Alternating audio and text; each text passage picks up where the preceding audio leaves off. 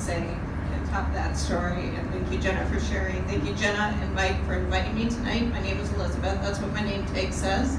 I go by Bethany to pretty much everybody in the world. Mike shared with you that I lost my husband last year in May, just weeks shy of our 20th anniversary. We have 4 children.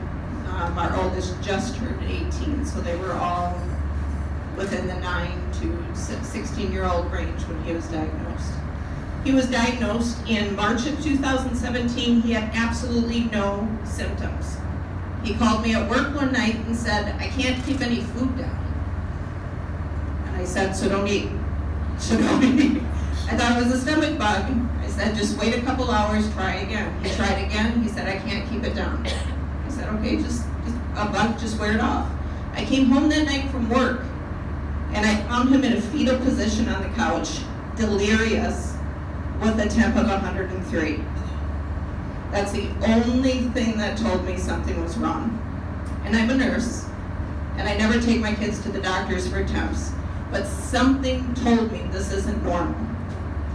We went to the doctor the next morning. They sent him right over to Abbott for a septic workup. 2 days later, we found out he had cancer. The next day, we found out he had colon cancer. And 4 days after that, we were told he has 1 to 3 years to live. 1 to 3 years. We just kissed graduation goodbye. We just kissed walking his daughter down the aisle goodbye. He just kissed grandkids goodbye. But my husband, you had to have known Dave. He thought, I can make 1 to 3 years work. But then a week later, we were told, okay. Week later, we were told, we're gonna be lucky if we get you to a year. So each set of scans, each lab test, kept shortening that time that we were given.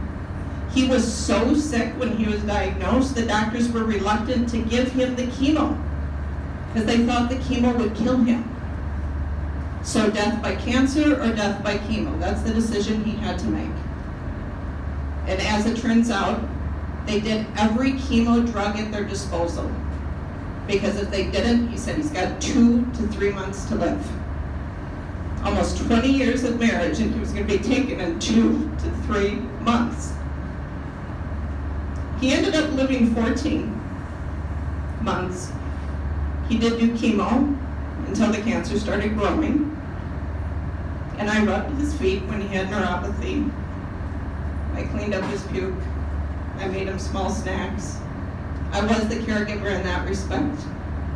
And I have my own little posse of caregivers over here. This is my family. Part of my family, I should add.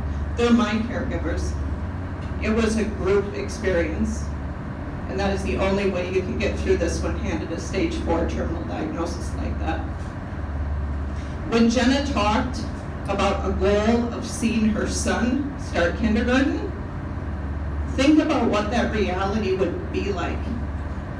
Think about how your dreams instantly shrink when you're handed this diagnosis. And that's what Jenna lives with. That's what my husband Dave lived with. How many people in this room are living with that? Yeah. And let's be real truthful here. The 5-year survival rate for colon cancer is in the single digits. Compared to lung cancer, 50%, liver cancer, 33%, prostate, 30%, breast, 17%, colon cancer is in the single digits. So when Jenna said that she's depending on this money to live, that is not an understatement. She depends on it. She might get her son to kindergarten and then she's going to want to see her son get to 3rd grade, 4th grade. And we have that ability. We can do that. None of us in this room can do it, probably, but the doctors can do it. They can do it, but they need our help. There's a saying that time is money, and I think when it comes to cancer, it should be switched up. Money is time. That's the only thing that will change the prognosis for these patients. And maybe we can look forward to a day when a 46-year-old man with 4 kids and a wife of 20 years is told he has stage 4 colon cancer, and he's told you have 7 to 10 years, or you have 10 to 15, or maybe even 20. Think about that scenario. I miss my husband enormously, enormously. Of course I feel robbed of a lot of dreams, but I had tremendous support. The only thing I didn't have is time. And we can change that for the other people who are going to receive this diagnosis in the future. So please help. Please help. Help Jenna.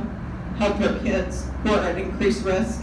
Help my kids who are at increased risk so that they don't have to live that reality. Thanks so much.